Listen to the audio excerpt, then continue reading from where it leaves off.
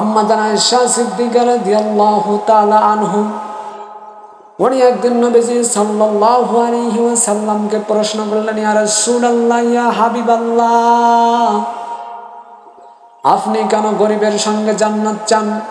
আপনি কেন গরিবের সঙ্গে হাসরের ময়দানে উঠতে চান?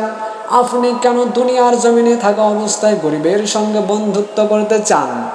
তখন নবীজি সাল্লাল্লাহু আলাইহি ওয়াসাল্লাম বললেন, রে আয়েশা, জেনে রাখো, শুনে রাখো, আল্লাহ পাক রব্বুল আলামিন সুবহানাহু ওয়া তাআলা যখন বান্দা এবং বান্দির নামে জান্নাত বরাদ্দ করে দিবেন, জান্নাতি বান্দা হিসেবে কোনো বান্দাকে ঘোষণা করে দিবে, তখন সেই জান্নাতের মধ্যে রাজা যারা হবে, বাদশাহ যারা হবে, মন্ত্রী যারা হবে, প্রাইম মিনিস্টার যারা হবেন, তারা সর্বপ্রথম দুনিয়ার জমিনের কোনো টাকাওয়ালা হবে না, পয়সাওয়ালা হবে না, দুনিয়ার জমিনের কোনো কোটিপতি হবে না।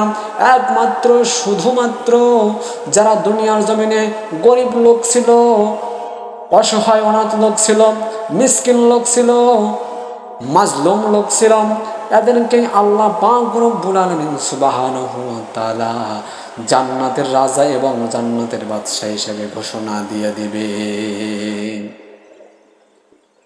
আর আজকে আমরা দুনিয়ার জমিনে যাদের টাকা আছে, টাকাওয়ালারা শুধুই টাকাওয়ালাকে চেনে, এরকম মনে হয় আপনাদের এলাকায় নাই, আছে?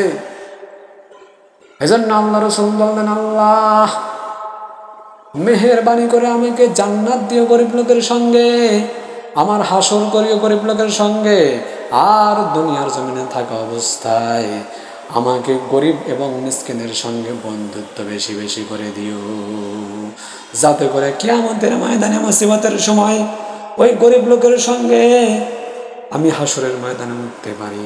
কেননা আল্লাহ পাক রব্বুল আলামিন বলেছেন, যা দুনিয়ার জমিনে যার সঙ্গে যার মুহাব্বত থাকবে, তার সঙ্গে তার কিয়ামত আল্লাহ পাক রব্বুল আলামিন করে দেবে।